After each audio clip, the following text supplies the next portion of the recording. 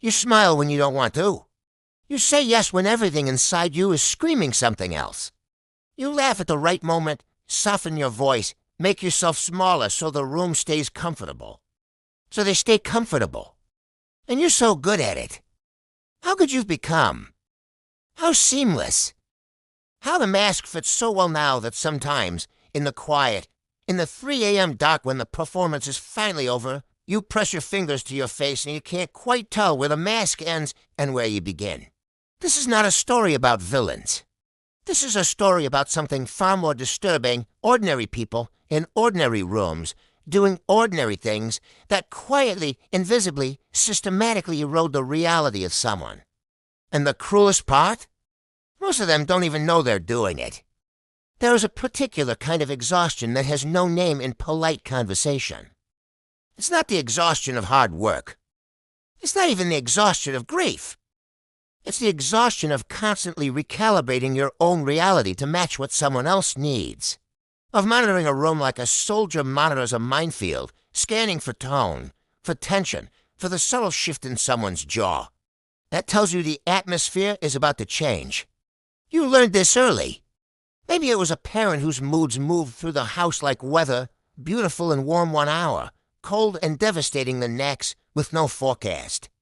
No warning system. Just you, small and sharp and desperate to read the signs before the storm hit. So you became a reader of people. You learned to feel the room before you entered it. You learned to adjust not because you were weak, but because adjustment was the most intelligent survival technology available to a child with limited options. Your nervous system built a surveillance architecture so sophisticated it would make intelligence agencies envious. The problem is, you never got the memo that the war was over. And so you carry the equipment into every room, every relationship, every morning, scanning. CALIBRATING at managing. And the people who benefit from that management, consciously or not, they learn something too. They learn that your reality is negotiable. That your no is a starting position, not a boundary. That your discomfort is a variable to be managed, not a signal to be respected. This is where everyday manipulation lives. Not in dramatic movie scenes. Not in the villains with smirking faces and cold eyes. It lives in the small, repeated moments where someone's comfort is quietly, consistently prioritized over your truth. Carl Jung once described the persona, the social mask we wear to navigate the world, as both a gift and a prison. A gift because it allows us to function, to belong, to be received. A prison because the longer we wear it, the more dangerous the face beneath it becomes to us. Strange, unfamiliar. Something we've been trained to distrust. Everyday manipulation understands this. It doesn't come for your strength. It comes for your persona, for the part of you that needs to be seen as good, as reasonable, as not too much. It finds the edges of that need and applies pressure gently. Consistently. Think about gaslighting for a moment. Not the dramatic kind, not the movie kind, the quiet, domestic kind. The kind that sounds like, you're too sensitive. The kind that sounds like, that's not what happened. The kind that sounds like nothing at all. Just a slight laugh, a raised eyebrow, a silence that tells you your experience is embarrassing. Over time, you start to perform a kind of internal editing. You have a feeling. Then immediately, before the feeling can fully form, you run it through a filter. Is this real? Is this too much? Will this make things difficult? And if the answer suggests any inconvenience, you can press the feeling down, fold it neatly, tuck it somewhere interior and dark. Psychologists call this emotional invalidation. But that language is too clean, too clinical for what it actually feels like. What it actually feels like is disappearing yourself before someone else gets the chance to. And here's the darkest magic trick in the whole machinery. You begin to believe you're doing it out of love. Out of maturity. Out of being the bigger person. You call it keeping the peace. You wear your self-erasure like a virtue, and somewhere in the architecture of your psychology, you build an entire identity around being the one who holds things together. The one who doesn't make it about themselves. The one who stays calm. The one who understands. And then one day, usually without ceremony, usually in the middle of something mundane, in a grocery store or a shower or a Tuesday afternoon, something breaks open. Not dramatically, that just opens. And what comes out isn't rage, necessarily. What comes out is grief. This ancient, unfamiliar grief for all the times you silenced yourself so efficiently. For all the rooms you made yourself smaller in.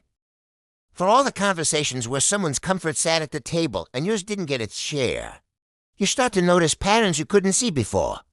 You notice that certain people leave you feeling depleted.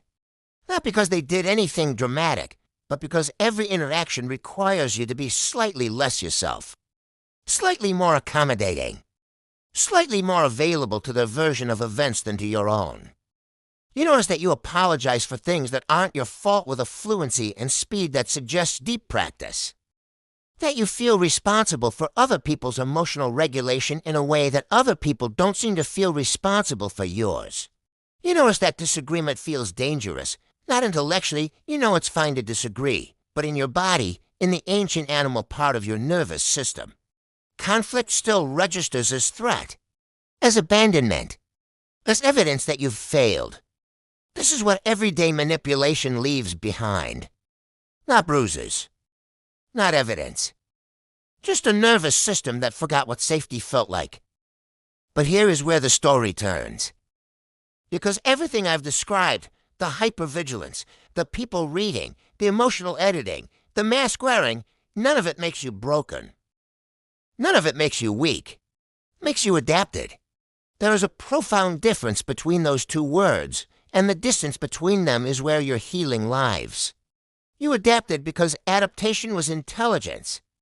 Because your nervous system was doing what nervous systems are designed to do. Find the strategy most likely to keep you connected, most likely to keep you safe, most likely to allow you to survive. The strategies were never the problem. The strategies were brilliant for the context they were built in. The problem, the only problem, is that you never got to choose whether to keep them. They became automatic, invisible, mistaken for personality, for identity, for this is just who I am. But what if it isn't who you are? What if it's who you learned to be in a particular room, for particular people, under particular conditions that no longer exist? What if the truest version of you, the unedited, unperformed, unpacked version, has been waiting, quietly and without bitterness, for permission to exist? This is not the language of self-help. This is not a 10-step program. This is something older and slower and more honest than that. This is the recognition that you were never too much. You were always, precisely, exactly enough in a room that didn't know what to do with that. The philosopher Simone Weil wrote that attention is the rarest and purest form of generosity. To truly see someone, not the version of them that serves you, not the version that fits your narrative, but the actual person, in their full contradictory human complexity, is an act of profound moral courage. Manipulation, in all its everyday forms, is the opposite of attention. It is the insistence that reality conform to comfort, that other people's perceptions be managed rather than met, that your experience be the authoritative version and everything that contradicts it be quietly, persistently renegotiated out of existence. And we live inside these small manipulations constantly, most of us, sometimes as the person being managed, sometimes, if we're honest, if we're brave enough to look, as the person doing the managing. Because the truth about dark psychology is not that it lives in other people. It lives in learned patterns, in unexamined defaults, in the moments when your discomfort with someone else's reality moves faster than your capacity for genuine curiosity. The question that changes everything is not, who is manipulating me? The question that changes everything is, where have I stopped trusting my own perception? That is the map.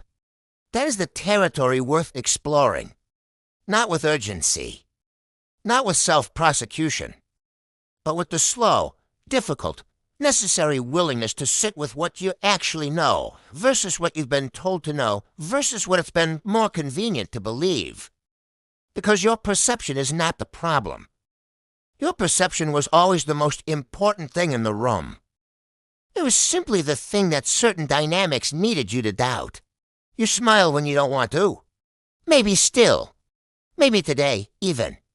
And that's all right. This doesn't resolve in a single narration, in a single moment of recognition, in a single turned page. The patterns built across years don't dissolve in minutes. But something is different now. Something has been named. And there is tremendous, quiet, underrated power in the naming of things. In looking directly at the architecture of your own learned survival and saying, not with shame, not with rage, but with a kind of calm, clear recognition, I see you. I know what you were for. I know where you came from. And I am deciding, slowly, what to keep. The people who manipulate, the everyday, ordinary, unconscious manipulators, they rely on one thing above all else. Not cleverness. Not power. Not strategy. They rely on your doubt. Your doubt of yourself. Your doubt of your memory. Your doubt of your right to take up space, to feel what you feel, to name what you see without apologizing for the naming. The moment you stop offering that doubt freely, not in anger, not in armor, but in the quiet reclamation of your own interior authority, the architecture of the manipulation has nothing to stand on. It doesn't collapse dramatically. It just loses its grip. And you, the you beneath the performance, beneath the mask, beneath the years of careful, brilliant, exhausting adaptation, that version of you becomes slightly more possible. Slightly more present. Slightly more willing to exist without running it through the filter first. That is not a cure. That is not a resolution. That is simply the beginning of a different kind of attention. The rarest kind, the most generous kind, turned not outward this time, in service of everyone else's comfort, but inward toward the person who has been waiting the longest toward you.